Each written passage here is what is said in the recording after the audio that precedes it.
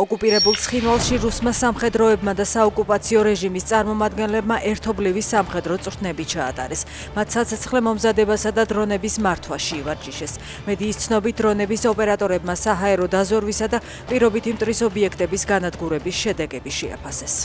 არანაირი კომპრომისი არ იქნება, ეს არ არის ბაზარი, სადაც მთავრობას შეუძლია ივაჭროს და ჩვენ შევასუსტოთ ჩვენი პოზიცია ფუნდამენტურ ღირებულებებზე, აცხადებს ავსტრიის საგარეო და ევროპულ საქმეთა მინისტრი ქართულ ოცნებაზე საუბრისას.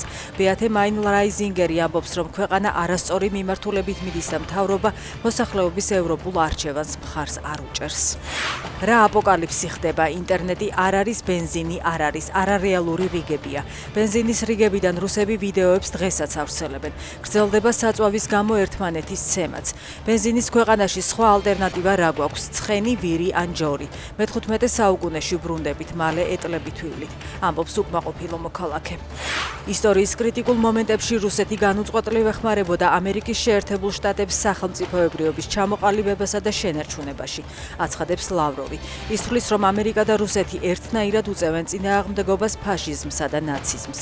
ვუსურვებ ამერიკას დამოუკიდებლობის დეკლარაციის დაპირებების, ადამიანის სიცოცხლის, თავისუფლებისა და ბედნიერებისკენ სწრაფვის უფლების რეალიზებას, წერს ლავროვი მისალოც წერილში.